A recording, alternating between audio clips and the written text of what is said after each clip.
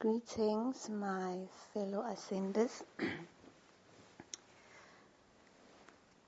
It's spring this side in South Africa, so it's a beautiful day. Talking about the season. Well, I usually do not mention at the start of my talks what the talk is actually about. This time I will do that so that we keep it in mind. We can all agree that existence, or living as we call it, is dictated by motion. If there's no motion, then there is no existence. This will include solid items. There will be your mountains and even artificial items, the walls, houses and all.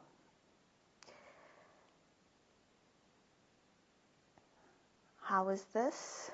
Because fundamentally, all that exists and has been proven scientifically is made up of atoms.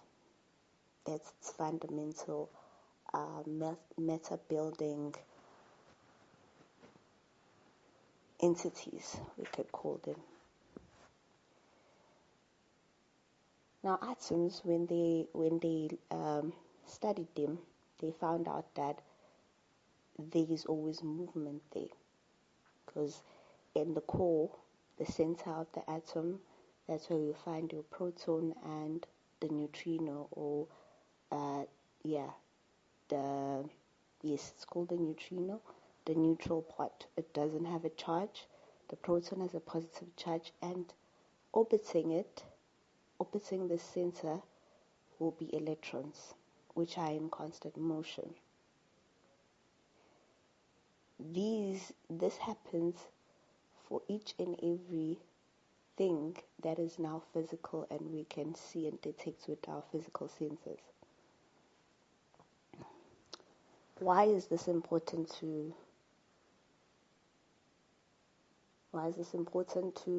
outline in the start of this video? Now, this video will attempt to, and I say attempt because no matter how good, brilliant, or effective an idea might be, it will only work if the receiver receives it the way it was intended.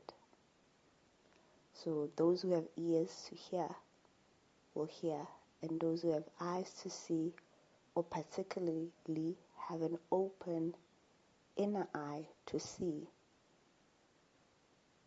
because this will not be visual, they will see.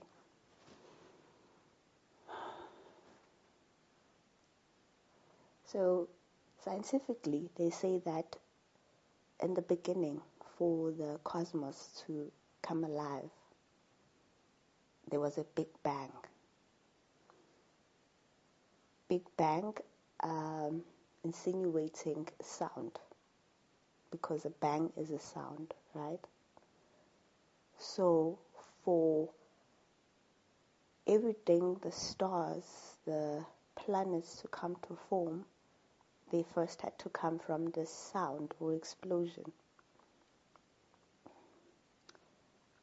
We might see this explosion as chaos. It's chaotic.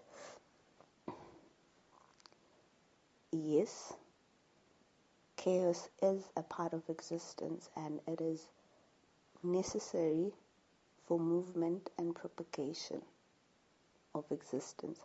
To break stagnancy, there has to be some chaos or stress that is exerted on that field. And then, if we see the theories of evolution, according to Darwin and Mark, I think, I always forget that guy. I think it's because it's not it was not made as famous as Darwin. His theory was just noted but put aside. Lamarck, yeah, I think it's Lamarck. They in the Galapagos Islands where he did his experiments. By knowing the fundamentals of everything, that is the only way you can actually master it and have full control of it.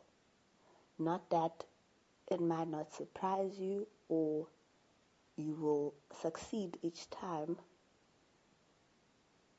but it gives you an edge, it gives you a much bigger chance of succeeding and being able to steer it into your favorable outcome or desire. Now, knowing this, as we can see that as human beings, we keep having repeated cycles, whether favorable or unfavorable, and they gain momentum. That is exactly why the rich get richer and the poor get poorer, because now that pattern has been encoded, it is known, and nature conserves itself each time. So it will go for the path of least resistance. The unknown has some resistance, whereas the known does not have much resistance, because all the resistance that you'll come across, or the part of that reaction will come across, is already known, and they know how to counter them, right? So if there's motion, there should be rhythm, vibration or rhythm. And this vibration or rhythm forms a pattern. Otherwise, if there's no pattern formed, then it just ends up being static, which does not get us anywhere. So we can assume, with knowledge, we're not just guessing, assume that after the Big Bang, or during the Big Bang, a pattern was created. That will be the initial pattern, the blueprint of creation or existence. Now, if energy formed this blueprint, then it becomes the known. It's a pattern that works, so it will continue using that pattern. How do we know that it's still using the same pattern? Because throughout history, as human beings or Homo sapiens, even from Homo erectus, but now Homo sapiens was a big step, because then we could also communicate ideas, share them, find faults, and turn them into, the most probable truth.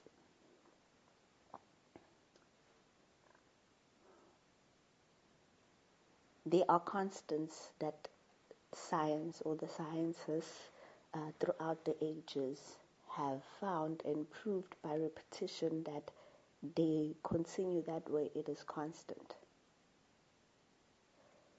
For example, phi is a constant, and if you see it after the comma, it's repeating just the same numbers. It's repeating a certain cycle, and it goes to infinity. If we look at the Fibonacci sequence, it's also the same thing. And if you're going to now check the structure that it forms spirals, which are cycles, literally. However, this cycle does not come to its beginning and then end there. which will form a circle that is not moving. When it comes back to its beginning, it gets propagated to the next cycle, right? So that's how now the blueprint or the pattern became a bit more complex each time energy moved, created, and got to know itself, up until it came to us Homo sapiens, and how we are created and how we move and interact and think and perform and see this world.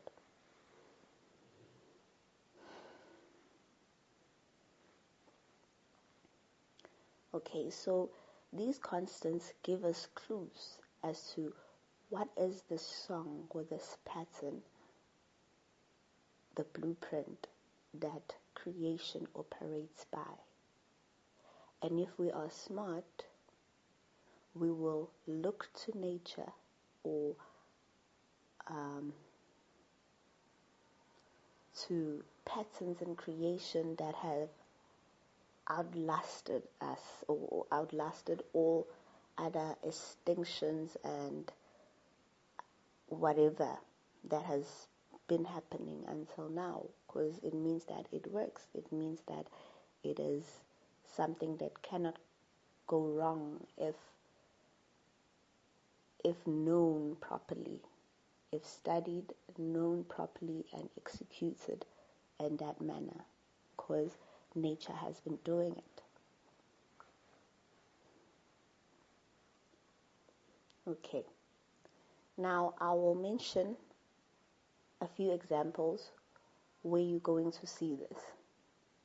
Before I continue, this video is meant to help break chains, or to, in those cycles, remember the cycle for it to have evolution or propagation or movement to another step or dimension, it has to move in a different direction.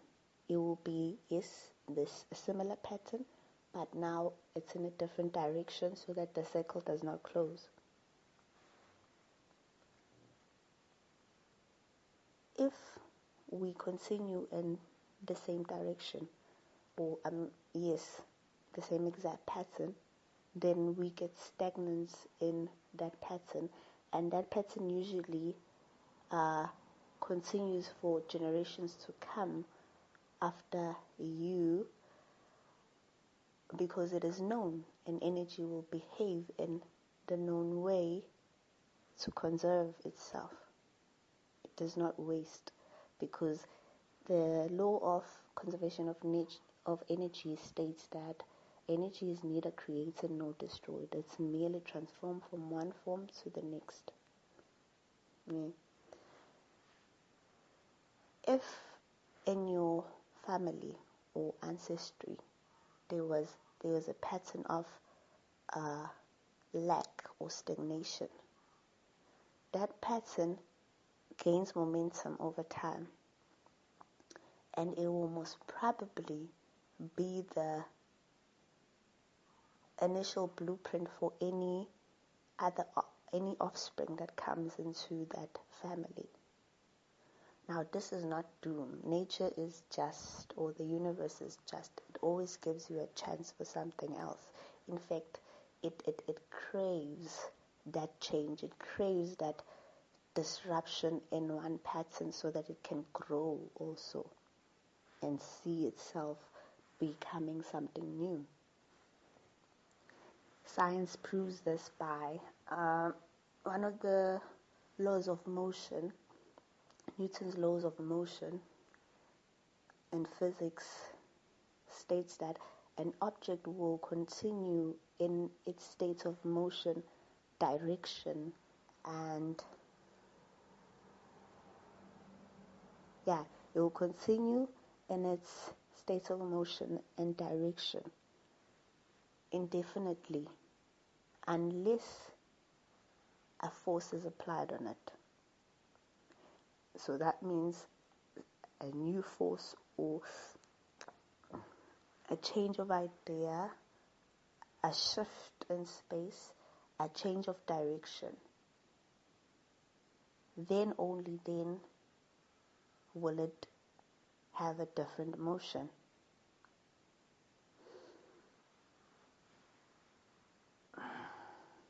So this means that disruption in patterns is essential. Yes, a pattern might work for a certain amount of time, but there will be no growth in there, or there will be nothing new to discover. So it will just stay in that position. The outcome will be the same, most probably.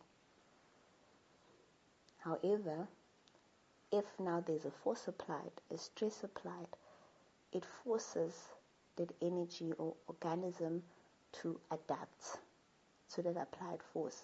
And as it adapts, it becomes different. Not by the fact that the atoms will change and be something else, no, but the pattern now will change, the rhythm will change. And if the pattern or rhythm changes, then even the structure changes. Even the creation or outcome will be different from what is known. Now, this can work in two ways. It could either lead to destruction or construction. But nature does not discriminate or see destruction as bad, or failure or flopping as bad. It just sees it as an addition of data, because now it knows that, okay, this pattern brings this certain outcome that is unfavorable. So since we know it, we can disturb that pattern into bringing a favorable outcome.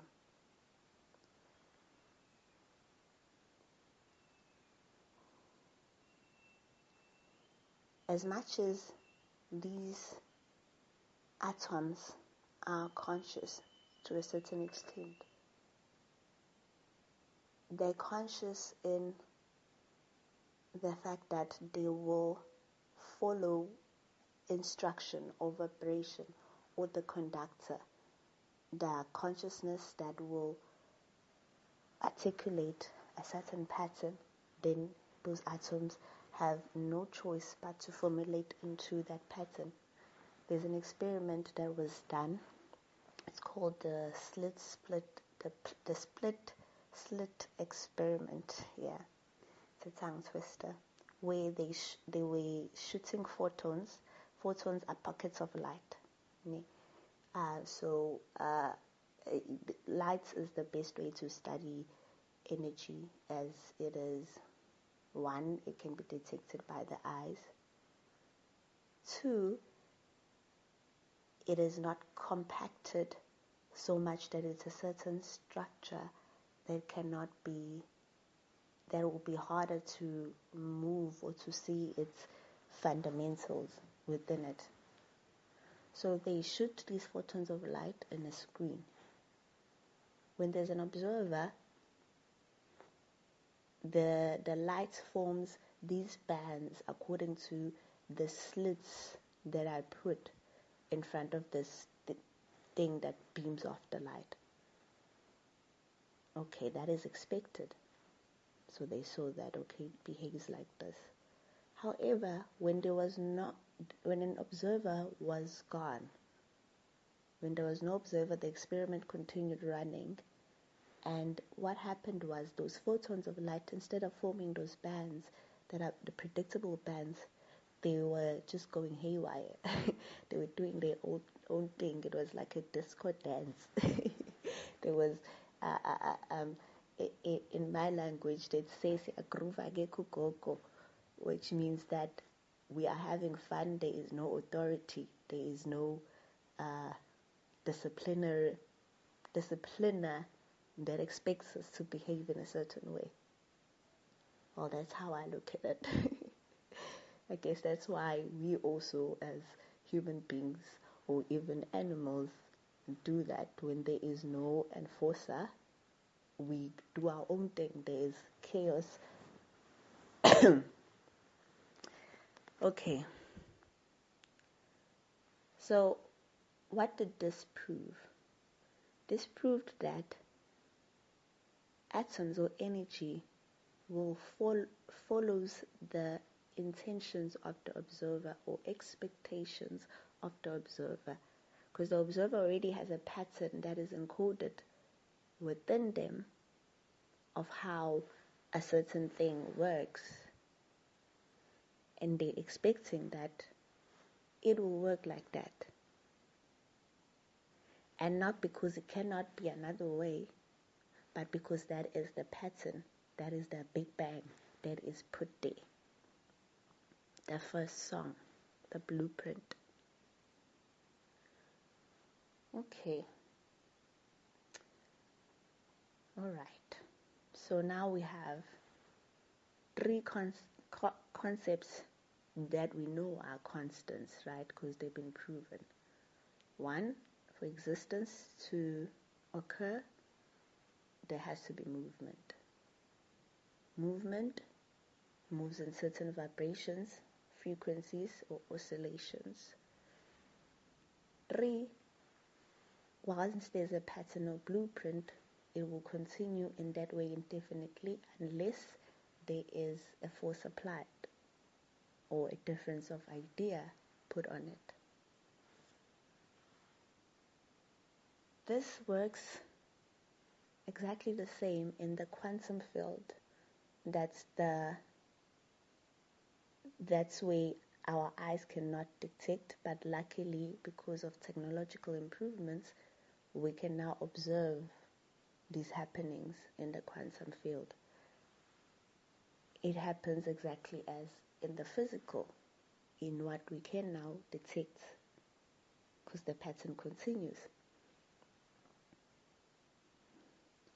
This goes also with the Hermetic second law.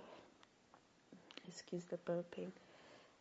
When I'm getting a download, I usually burp a lot. And at first it worried me, but then I realized that even the priests and priestesses or the traditional healers or people that can communicate with the unseen or can tap in what is not seen, they usually burp, and they burp louder than me, sometimes scary. So it's not a bad thing, and excuse anyone that feels like it's disgusting. It's not. I do brush my teeth. Okay, back to business. So there was a side note. All right. Okay, so we know this, right? Humanity has been working in groups, societies that have now governments. At first it was the royals, and then so it kept on changing, but then it would have, so that change basically is that kind of chaos, because at first when a system is changed, there's an unease because it's not known, and then we get in gear and adapt to it, and it just continues like that. And according to nature, or how it was intended, if that pattern does not work, we're supposed to change it, regardless of our fears of it, because for us to even exist, nature had to be taking these risks on changing its patterns. So we cannot hold on to one pattern that, because it's the known, and we have the fear of what if it could go wrong if we change it. No, then the best thing you can do for yourself is learn as much as you can, or familiarize and be aware of as much as you can of the fundamentals of that pattern before you change it, so that you change it in a way that has minimal risk of damage, right? But that risk has to be taken for evolution to take place, for us to get it right, maybe for another 1,000 years, before maybe it crashes again and a new one has to be done. Now this could work, it should be working for larger populations, that is continents, countries, cities, etc. But also in families, or up until the single individual, because you also have your patterns, your cycles. The weather has its cycles, as we have noticed them and documented them. And as much as they are similar, what we see in the fall or autumn, the leaves will fall and it will dry up, and in spring it springs up again. Yes, we know that. But then if we can track with time, in larger chunks of time, we can see that there have been changes, slight changes in what happens. So either winter might be longer this year, and then summer might be longer next year, or it shifts a bit, a few weeks, something like that. Why? Because nature is continuously expanding itself. For us to be successful as a species, we should look up to nature and do what it does also. Take a pattern from it. Basically, because it's older than us, we should respect our elders. Okay, there was a low joke, but it is true.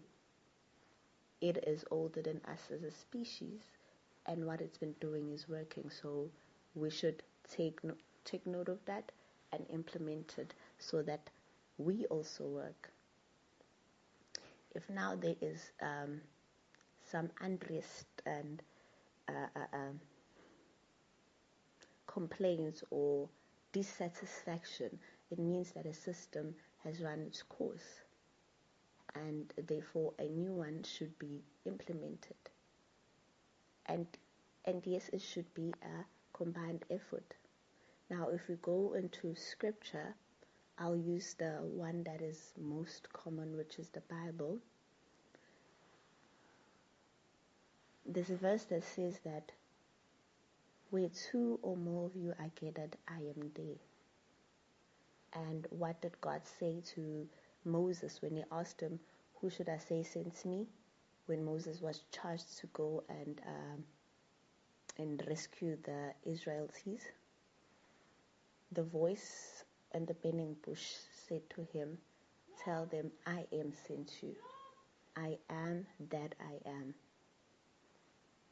So the creative force is basically conviction of existence. So if you say I am this, you are determining or putting conviction or an instruction to energy to be that, because you have said it shall be that, right? And that could be anything. That's why it's I am that I am. It's not just one I am. It's that I am. So whatever you decide you are, you become. Okay, where was I going with this?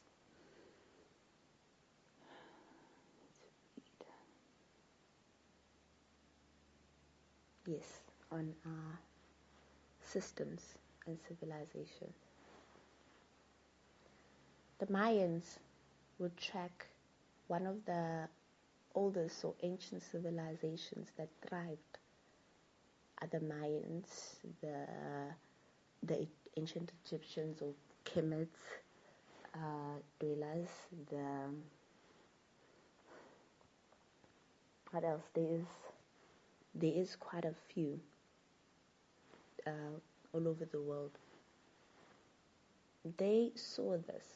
They noticed patterns, and it was a crucial part of their culture or knowledge that is documented, saved, and passed on.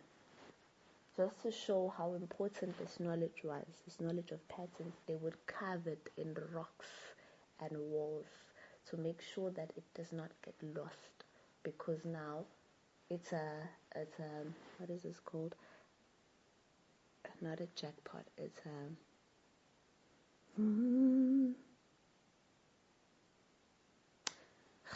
anyway, it's fine. We can just maybe say it's an epiphany or aha moment that actually works. So it's what in our days would be the constants that are found in science. They should be documented for future generations so that humanity continues to prosper. Because nature or God that is within us and in all things wants to always be becoming. So if they stop becoming, then they almost cease to be God or the creative principle. It becomes stagnation and will most likely lead to extinction or that being alleviated from existence. They will document cycles from the hours of the day, days of the week, seasons. They went up until ages where they could predict thousands of years in front of them. It was not magic. It was awareness, observing nature and the laws around them, the patterns, documenting them to make sure that they see that it's constant through repetition. And then how did this help them? It helped them with them knowing when is the best time to plant, when is the best time to harvest, when is the best time to do certain rituals. This was dictated by these patterns that they would usually look up in the sky, because as above, so is below, as within, so is without. It's the second principle of hermetics, correspondence. So, where two or more of you are there, I am there. It means that if two minds or more, multiple minds agree on one thing or idea, then that idea exists already. It's bound to be alive. It is an I am by itself,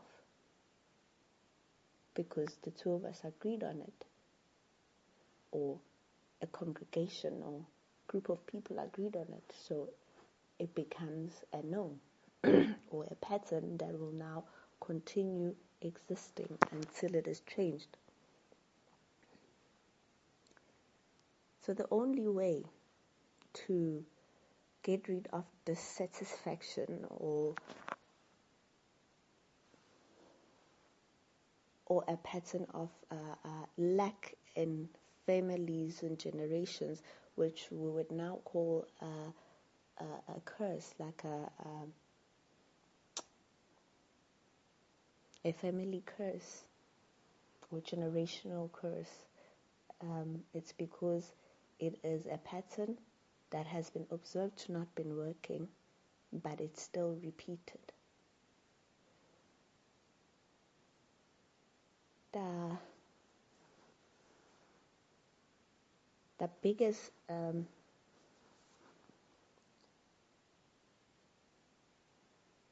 sabotage that we can do to sabotage ourselves is believe that we have no say in it.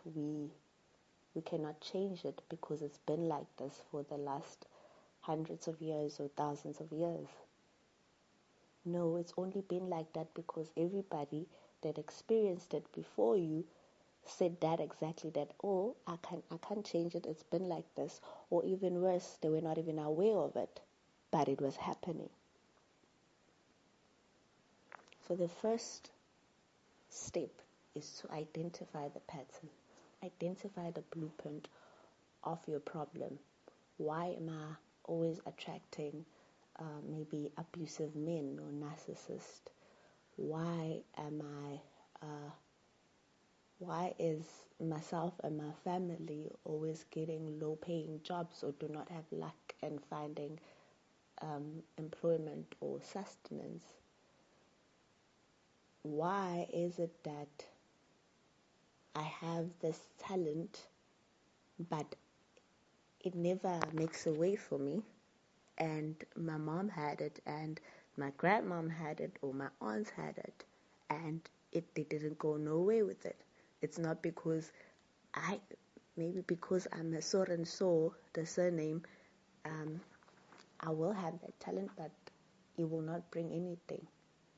Have you thought about the fact that maybe not one of them faced it in a different way or looked at it in a different manner, observed it expecting something else, so that those atoms now will arrange themselves into the new pattern instead of the old one? I can bet you almost 100% that the reason why it's been going on is because nobody looked at it in a different way and took a risk in changing it.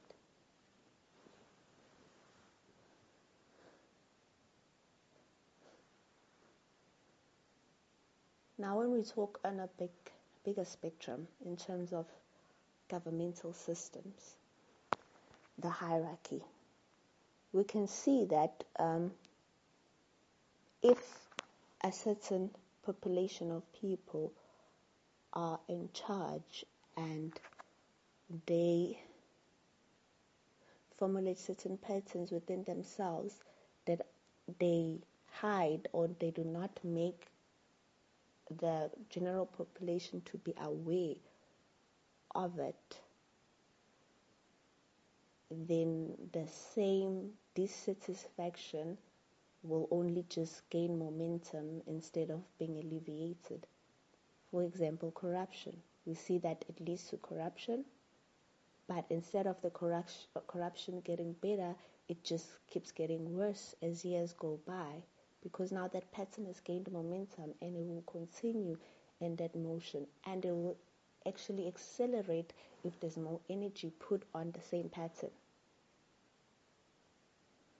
Now, we will never get what we want or be satisfied if this is not changed, if that pattern is not disrupted.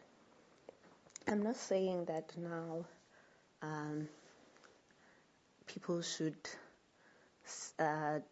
disobey and break laws or go in the streets, and no, there's always a better way, because remember, once we are aware of the pattern, then the first thing we should do is study it and know as much about it as possible, so that we can choose the best possible way of changing it, or the best possible force to exert on it, so that it turns out in our favor.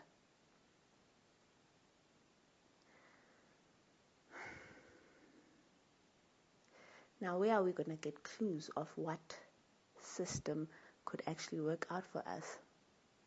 Luckily, because nature repeats itself, the Fibonacci sequence, the pi, and all of that, all of the constants that we have found out is because we went to the fundamentals. Let's go back in time. Let's check when did we as the human species get this right. What was being followed? What were they doing right there for evolution to have been happening in such speeds and almost flawless, if you can see? The Egyptians did it, the Mayans did it, and I'm sure there is more that that is not coming to mind right now. But those are just examples.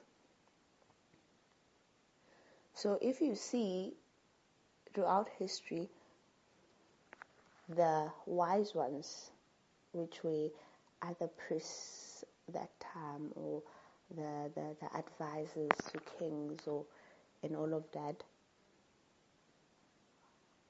they usually used principles and applied them in different scenarios where the principle does not change because it works.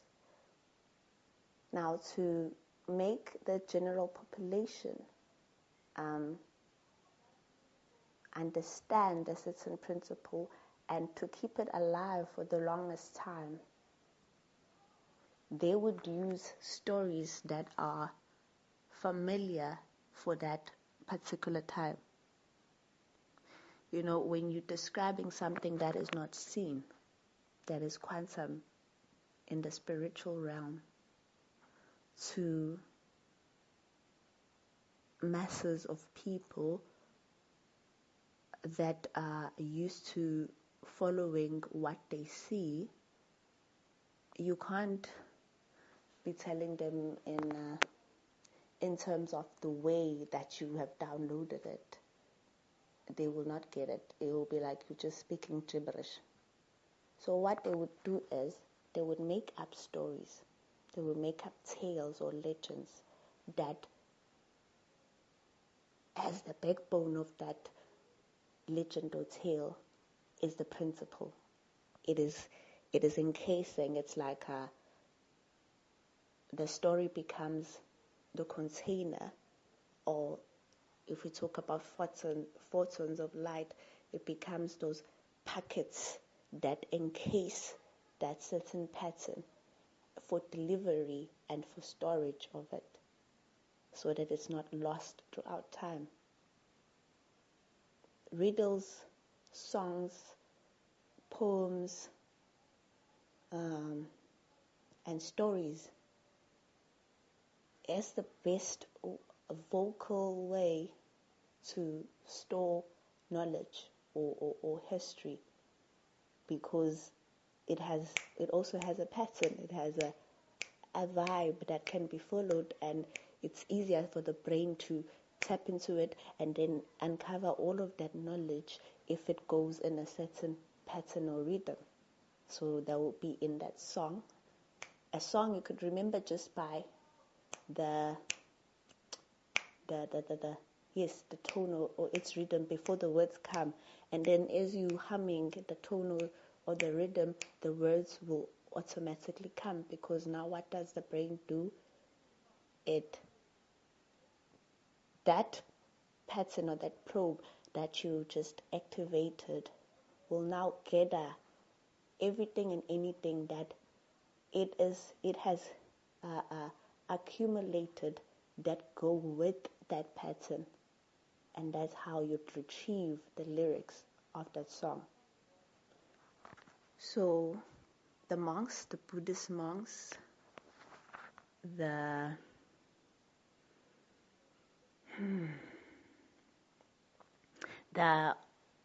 old grandmothers in Africa that tell I don't want to say fairy tales, because when I say fairy tales, it gives an impression of fiction. In my language, it's called izinganekwane. Fables, yes, that's the word for it. Fables. They use fables to propagate a certain pattern or agenda or principle, to cement it in the young ones as they grow. This made sure that they do not forget it, because even if they could remember a part of it, or even the rhythm that the grandma was telling it by, the whole information will come back. Okay. So this being done by so many different cultures or civilizations that actually thrived. This is a pattern that nature encoded and recorded as something that works. Why would we think that totally abandoning it will lead to something better for us instead of what we are experiencing now, this collapse.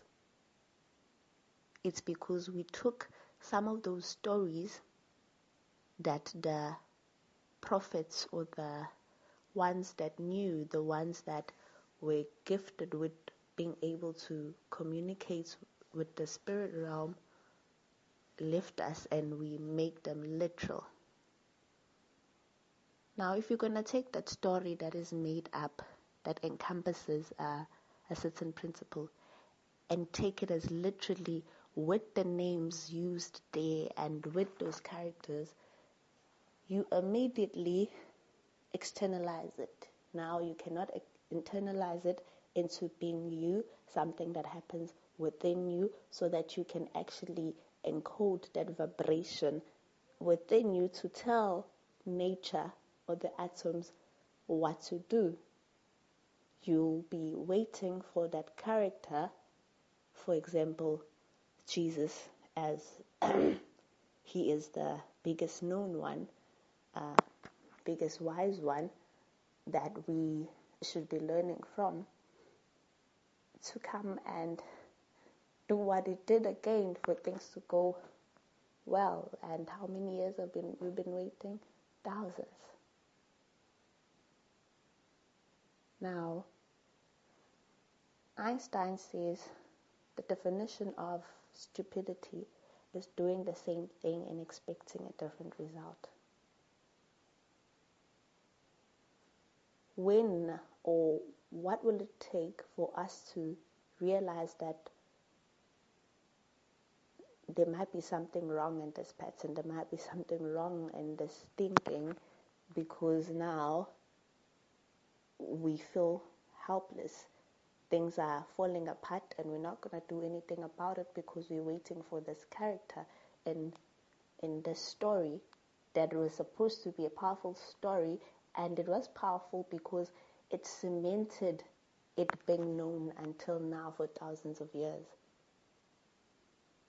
But it seems to not be yielding the results that are equivalent to its enormity and what it's meant to be do. Because we know that the story of Jesus is supposed to help us be able to live in harmony with each other and with nature, and to propagate love and peace, and and to conquer, evil or ill will or sin. And sin actually means missing the mark. That's what sin is. It's not the way now that it's been propagated for people to think that it's a bad thing. Oh, a good thing is a good deed. Jesus is happy with that. Now a bad thing is a sin, so you're bad for sinning. No, it just means that you missed the mark. You did not hit it on the bullseye. Now, what happens with that will not now burn you up because you didn't hit in the bullseye, because mutations are part of evolution. Now you know what speed you threw the darts with, what angle you threw it with. Take the data, like nature does, put it as an asset, because you know exactly now not to do it that way. You try the different angle, and chances of hitting the bullseye are increased that way. I hope you guys are still with me, you're following with me, because I'm trying to explain it in the simplest way that anyone will get, or actually anyone who's willing to listen will get it.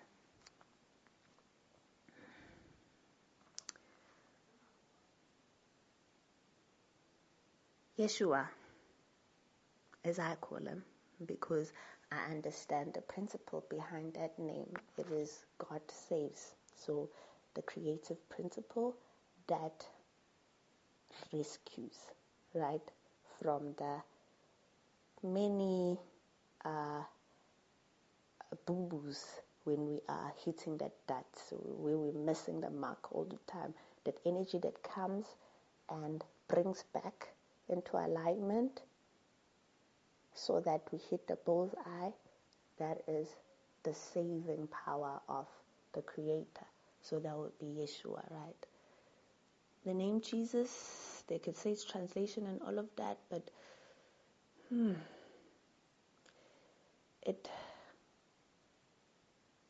I'm not against it, but I like to say what I understand the meaning of, because words create. Just speaking or regurgitating what I hear because it's the norm, it takes away my ability to create what I would want to create in this world. I'll be creating what the first person that coined the term or wanted people to believe that way, his desires in my life instead of my desires. Now we are grateful for the people that coin certain terms and that record and this knowledge.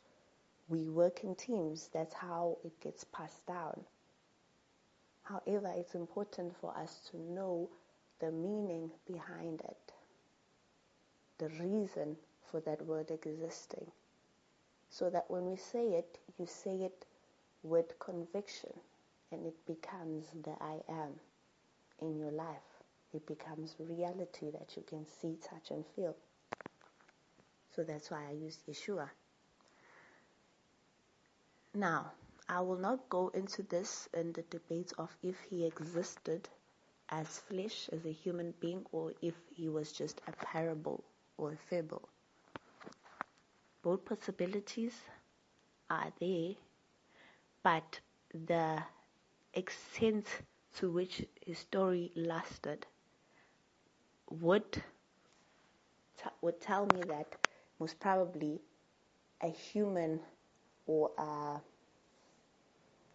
figure in flesh that represents this idea did exist sometime in history. Now, is he exactly the way he's portrayed now? That's up for discussion, because even his name has changed. So is he still the same person? We don't know. But what we can know is if we take different recordings or writings, scriptures from different religions and different cultures and ancient civilizations that are similar or hinting at the same thing, then we know that that is most probably the closest to the truth that we can get, because these people were not influencing each other, but they had the same principle going or idea going with it. In Hindu, there was Krishna. If you could see the story of Krishna, he has exactly the same principles as Yeshua. If we look at Buddha, the Buddha has similar also principles as Yeshua that were being propagated. But they have different names and they are in different cultures. Now, if we're gonna look at this on one way, or what in one idea that has been made to be famous, and we stick to that and do not move and do not look at any other thing, like we are worshipping the idea, the idol, the story of it being like that, because it becomes an idol. If now it's this painted picture or this carved idea, even if it is carved in stone, if we cannot look at it objectively and find a pattern throughout nations and history that indicates it's being true, then we are programming ourselves, or we are allowing programming to occur. If we look at crucifixion, the crucifixion most probably would have happened, and that would be validating also the law of correspondence, as within, so as without, as above, so below. Why am I saying that? Because the sun in the sky follows the exact same story in sequence as Yeshua's story in crucifixion. That, and we look at now the energy centers in the body, as the body is the temple, right? It's the temple of Christ in Christianity, they say. It has these 7 centers, the chakras, from the roots up until the top or crown of the skull. These energy centers are responsible for different things. If they're flowing nicely, it's nirvana. Everything is nice. We're basically in heaven.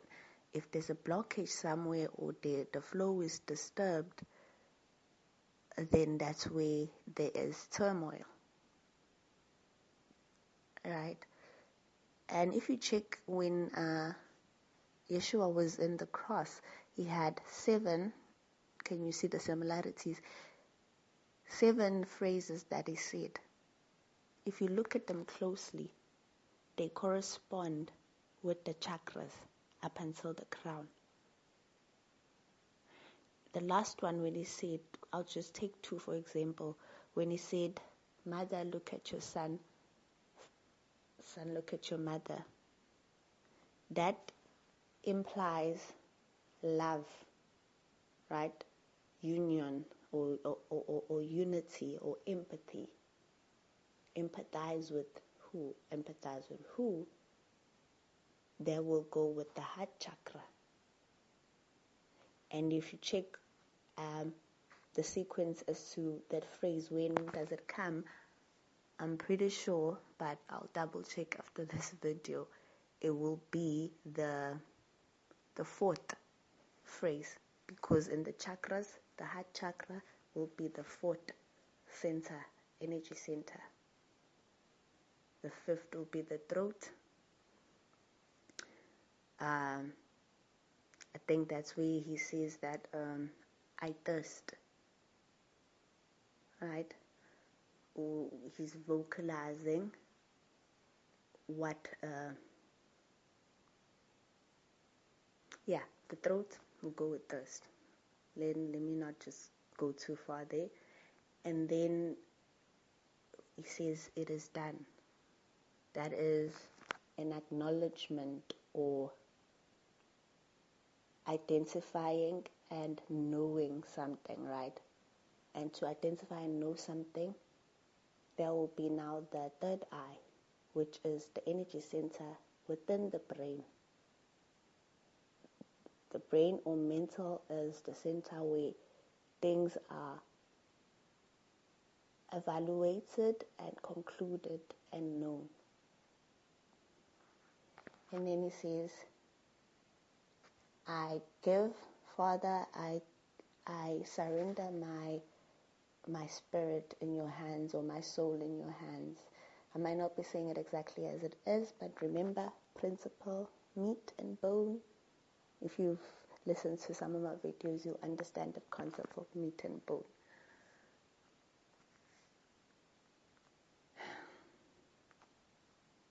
I didn't want it to be so long, so I will stop soon and make it volume 1, because there's a lot I still need to go with this, because I need to move. I'm careful to move slowly to not miss out anything or confuse anyone, and then the message gets lost in translation. Now there will be a waste of both my time and your time, right?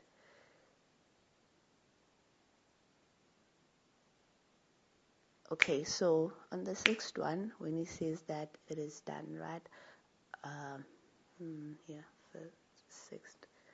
Seventh, he says he gives his spirit to the Father, and usually we look up when we are talking about the Father or Creator or God in the skies, right? There will be the crown chakra, where you reach nirvana, which is a state of bliss, heaven.